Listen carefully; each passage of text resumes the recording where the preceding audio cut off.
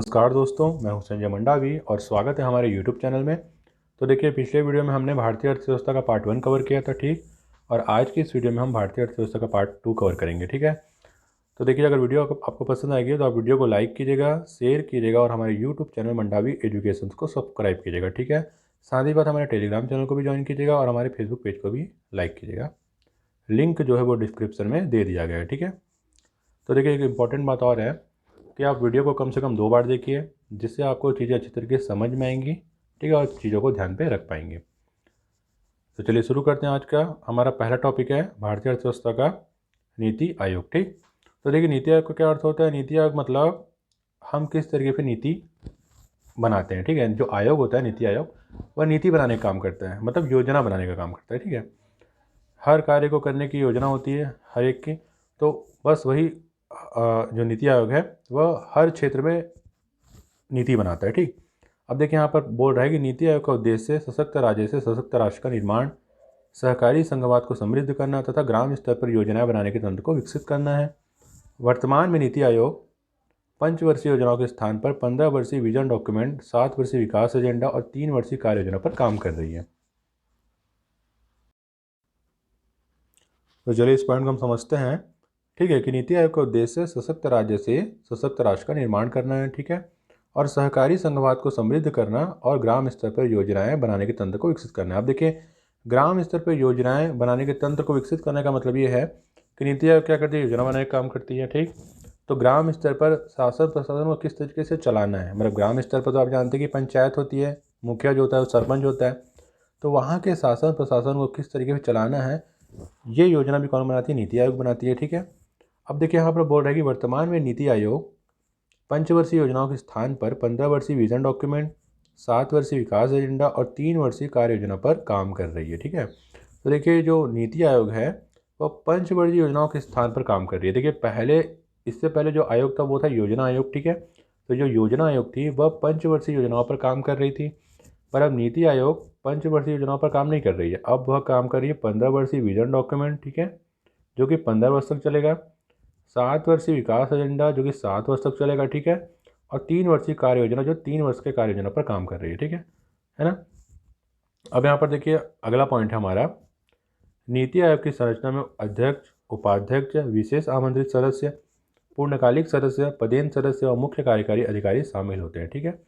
तो देखिए, नीति आयोग में कौन कौन होते हैं। अध्यक्ष होता है एक, ठीक है, उपाध्यक्ष होता है, विशेष आमंत्रित सदस्य होते हैं, मतलब बाहर से बुलाए गए होते हैं, ठीक है, और एक पूर्णकालिक सदस्य होते हैं, पदेन सदस्य व मतलब पदाधिकारी, और मुख्य कार्यकारी अधिकारी, जो मुख्य कार्यकारी अधिकारी होते हैं वो भी शामिल होते हैं।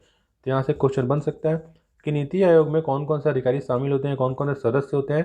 तो अध्यक्ष होते हैं, उपाध्यक्ष होता है, विशेष आमंत्रित सदस्य होते हैं, ठीक है, पूर्णकालिक सदस्य, पदेन सदस्य, मुख्य कार्यकारी अधिकारी, ये सदस्य होते हैं, ठीक है, नीति आयोग में, ध्यान पर रखिएगा। अगला यहाँ पर देखिए, वर्तमान में नीति आयोग के उपाध्यक्ष डॉक्टर राजीव कुमार हैं तथा मुख्य कार्यकारी अधिकारी अमिताभ कांत हैं, ठीक है। तो यहाँ से क्वेश्चन बन सकता है कि नीति आयोग के उपाध्यक्ष कौन है, डॉक्टर राजीव कुमार, और मुख्य कार्यकारी अधिकारी कौन है, अमिताभ कांत, ठीक है। अगला पॉइंट यहाँ पर, नीति आयोग का गठन 1 जनवरी 2015 को योजना आयोग के स्थान पर किया गया। इसका पूरा नाम national institute for transforming India आयोग है। इस आयोग की मुख्य भूमिका राष्ट्रीय तथा अंतर्राष्ट्रीय महत्व के विभिन्न नीतिगत मुद्दों पर केंद्र तथा राज्य सरकारों को आवश्यक रणनीतिक तथा तकनीकी परामर्श देने की है। तो देखिए, इस पॉइंट को हम फिर से देखते हैं कि देखिए, नीति आयोग का गठन कब हुआ है, 1 जनवरी 2015 को। क्वेश्चन बन सकता है कि नीति आयोग का गठन कब हुआ है, तो 1 जनवरी 2015 को, ठीक है।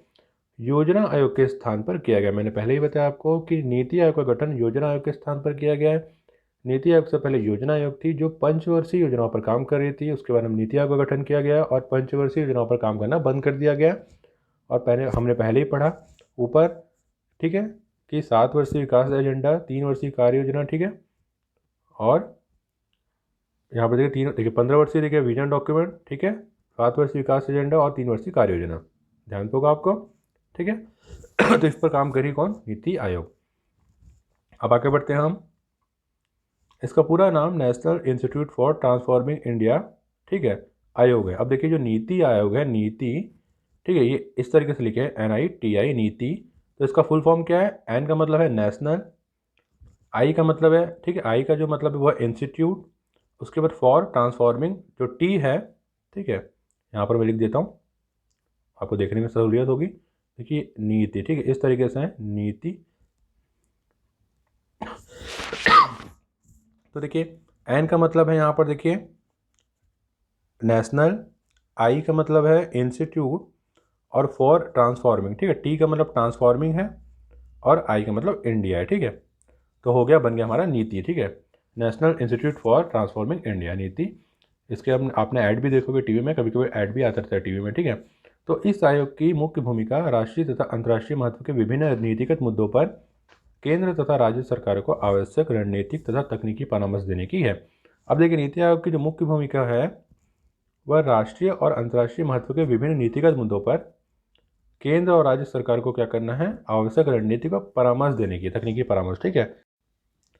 तो देखिए सिंपल शब्दों में हम यह कह सकते हैं कि नीति आयोग का मुख्य कार्य, ठीक है, राष्ट्रीय और अंतर्राष्ट्रीय महत्व के जो विभिन्न कार्य हैं उसमें केंद्र व राज्य सरकारों को परामर्श देने का है, ठीक है, सिंपल शब्दों में। तो अब देखिए यहाँ पर अगला है नीति आयोग की अध्यक्षता प्रधानमंत्री द्वारा की जाती है। तो क्वेश्चन बन सकता है कि नीति आयोग की अध्यक्षता किसके द्वारा की जाती है, तो प्रधानमंत्री के द्वारा की जाती है, ठीक है, ध्यान पर रखिएगा। अब अगला टॉपिक है हमारा भारत में उद्योग। तो देखिए भारत में कौन कौन से उद्योग हैं उसके बारे में बताया गया है, ठीक है। तो देखिए गुजरात के अहमदाबाद को पूर्व का बोस्टन कहते हैं। चीन के बाद का रेशम का उत्पादन करने वाला भारत विश्व का दूसरा देश, ठीक।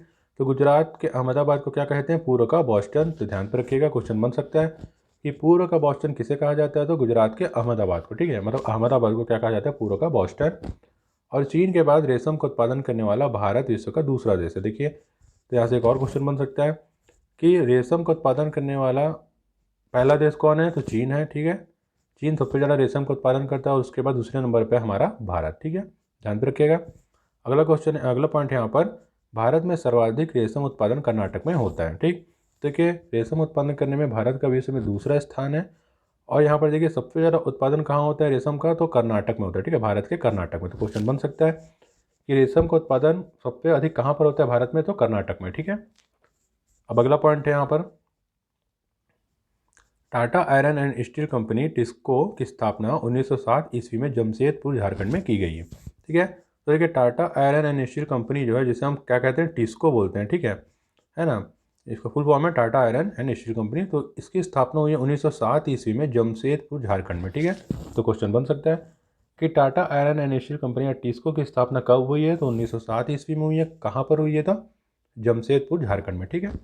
अब अगला पॉइंट है यहाँ पर, भारतीय इस्पात का सबसे बड़ा आयातक जापान है, ठीक है। तो देखिए भारतीय इस्पात का सबसे बड़ा आयातक मतलब क्या होता है कि जापान क्या करता है, मंगवाता है, सबसे ज़्यादा जापानी मंगवाता है इस्पात भारत से, ठीक है। तो उसी को कहा गया आयातक। देखो निर्यात मतलब आप समझते हैं, निर्यात मतलब हमारे यहाँ जो सामान है उसे विदेश में भेजना या विदेश में बेचना, वो निर्यात कहलाता है, मतलब अपने देश से बाहर, ठीक है। और आयात क्या कहलाता है कि बाहर की चीज़ों को या विदेश में कई चीज़ है उसको अपने देश में मंगवाना, है ना, तो वो कहा जाता है आयात। तो देखिए आयातक है जापान, सबसे बड़ा जापान जो है सबसे बड़ा आयातक। इसका मतलब ये है कि जापान सबसे ज़्यादा इस्पात, भारतीय इस्पात मंगाता है, ठीक है, तो वह सबसे बड़ा आयातक हो गया, ठीक। अब अगला पॉइंट यहाँ पर देखते हैं, स्वतंत्रता के पश्चात देश की प्रथम औद्योगिक नीति की घोषणा 6 अप्रैल 1948 को हुई। तो देखिए स्वतंत्रता के पश्चात मतलब 1915 अगस्त 1947 के बाद देश की प्रथम औद्योगिक नीति की घोषणा, प्रथम, देखिए प्रथम बोल रहा है, प्रथम औद्योगिक नीति की घोषणा कब हुई है, तो 6 अप्रैल 1948 को। तो क्वेश्चन बन सकता है कि देश की प्रथम औद्योगिक नीति की घोषणा कब हुई है, तो 6 अप्रैल 1948, ठीक है, जो कि स्वतंत्रता प्राप्ति के पश्चात हुई है, ठीक।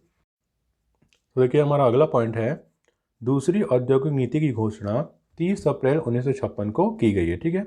अब देखिए प्रथम औद्योगिक नीति की घोषणा कब की गई, तो 6 अप्रैल 1948 को की गई है, और दूसरी औद्योगिक नीति की घोषणा की गई है 30 अप्रैल 1956 को। तो क्वेश्चन बन सकता है कि दूसरी औद्योगिक नीति की घोषणा कब की गई है, 30 अप्रैल 1956 को, ठीक।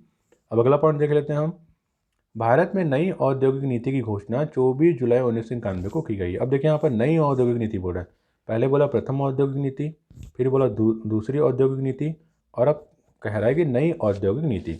तो नई औद्योगिक नीति की घोषणा कब हुई है, तो 24 जुलाई 1991 को, ठीक है, क्वेश्चन बन सकता है।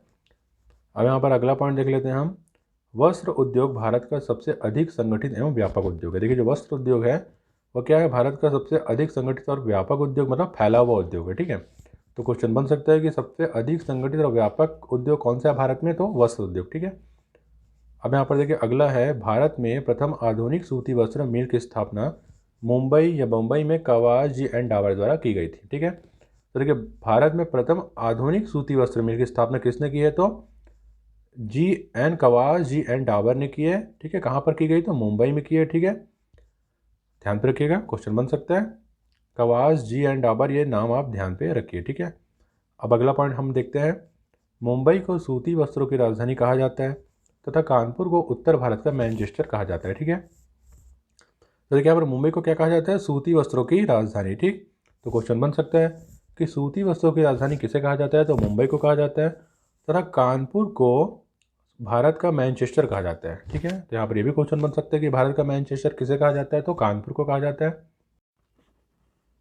अब देखिए हमारा अगला टॉपिक है सार्वजनिक क्षेत्र के इस्पात कारखाने। ठीक है, मतलब सार्वजनिक क्षेत्र के कौन कौन से इस्पात कारखाने, इनका नाम दिया गया है। ठीक है, और किनकी सहायता से ये बना हुआ है, इनका नाम भी दिया गया है। ठीक है, तो देखिए पहला है हमारा राउरकेला उड़ीसा। ठीक है, ये बना है जर्मनी के सहयोग से। ठीक है, ध्यान से रखिएगा, जो राउरकेला उड़ीसा इस्पात कारखाना है वो जर्मनी के सहयोग से बना है। ठीक, उसके बाद देखिए दूसरा है हमारा भिलाई छत्तीसगढ़, जो छत्तीसगढ़ में यह रूस के सहयोग से बना है। ठीक है, जो भिलाई में जो इस्पात कारखाना है वह रूस की सहायता से बना है। ठीक है, उसके बाद तीसरा देखिए दुर्गापुर पश्चिम बंगाल में जो है वह ब्रिटेन की सहायता से बना है। ठीक है, ध्यान पर रखिएगा, दुर्गापुर इस्पात कारखाना ब्रिटेन के सहयोग से बना है।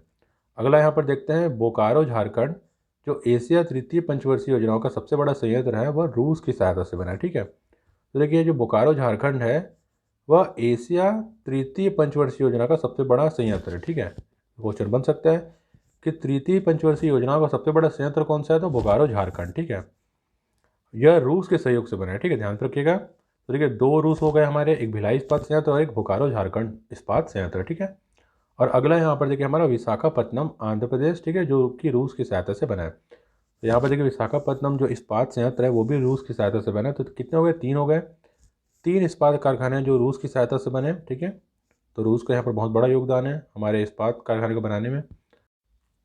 तो देखिए हमारा अगला पॉइंट है, भारत में रासायनिक खाद का प्रथम कारखाना तमिलनाडु में 1906 में लगाया गया। देखिए ये गाया गया लिखा है, ये गाया नहीं, असल में लगाया गया। ठीक है, थोड़ा सा मिसप्रिंट हो गया, ये है लगाया गया। ठीक है,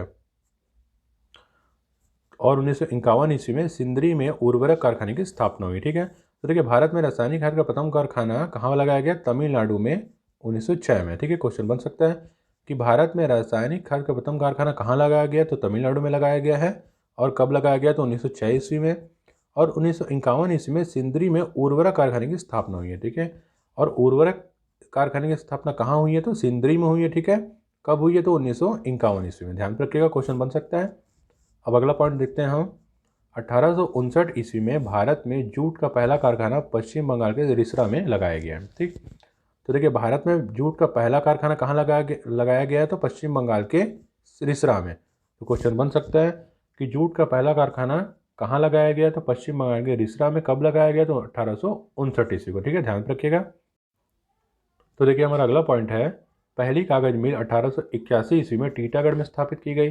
अखबार कागज का पहला कारखाना 1947 ईस्वी में नेपानगर में स्थापित किया गया। तो अब देखिए पहली कागज मिल जो है वो 1881 में टीटागढ़ में स्थापित की गई। तो यहाँ से क्वेश्चन बन सकता है कि पहली कागज मिल कहाँ स्थापित की गई है, तो टीटागढ़ में स्थापित की गई है। और कब की गई, तो 1881 में। ठीक है, और अखबारी कागज का पहला कारखाना 1947 ईस्वी में नेपानगर में स्थापित की गई। ठीक है, तो अखबारी कागज का पहला कारखाना कहाँ स्थापित किया गया है, 1947 ईस्वी में नेपानगर में स्थापित किया गया है। ठीक है, तो 1947 को हमें क्या मिली थी, आज़ादी मिली थी। तो जिस सन में हमें आज़ादी मिली उसी सन में अखबारी कागज का पहला कारखाना स्थापित हो गया। तो इस तरीके से आप याद रख सकते हैं। ठीक है, तो देखिए इस तरीके से हमारा भारतीय अर्थव्यवस्था पार्ट 2 कवर होता है। ठीक है, यहाँ पर तो वीडियो पसंद आई होगी आपको तो आप वीडियो को लाइक कीजिएगा, शेयर कीजिएगा और हमारे यूट्यूब चैनल मंडावी एजुकेशन को सब्सक्राइब कीजिएगा। साथ ही बात हमारे टेलीग्राम चैनल को ज्वाइन कीजिएगा और हमारे फेसबुक पेज को भी लाइक कीजिएगा। ठीक है, जो लिंक है वो डिस्क्रिप्शन में दे दिया गया है। ठीक है, और साथ ही साथ अगर किसी भी प्रकार का डाउट होता है आपको पढ़ाई से रिलेटेड तो आप मुझे कमेंट बॉक्स में कमेंट कर सकते हैं। ठीक है, और एक इम्पॉर्टेंट बात कि आप वीडियो को कम से कम 2 बार देखिए, जिससे आपको चीज़ें अच्छी तरीके से समझ में आएंगी और आप चीज़ों को ध्यान पे रख पाएंगे। ठीक है, और आप वीडियो को प्लीज़ लाइक कीजिएगा, जिससे क्या है कि हमें अच्छी अच्छी वीडियो बनाने का मोटिवेशन मिलता रहता है। ठीक है, और चैनल को ज़रूर सब्सक्राइब कीजिए ताकि मैं कोई भी नई वीडियो अपलोड करूँ तो आपको वो नोटिफिकेशन पैनल पर मिल जाए। ठीक है, तो मिलते हैं फिर अगली वीडियो में, तब तक के लिए धन्यवाद, नमस्कार।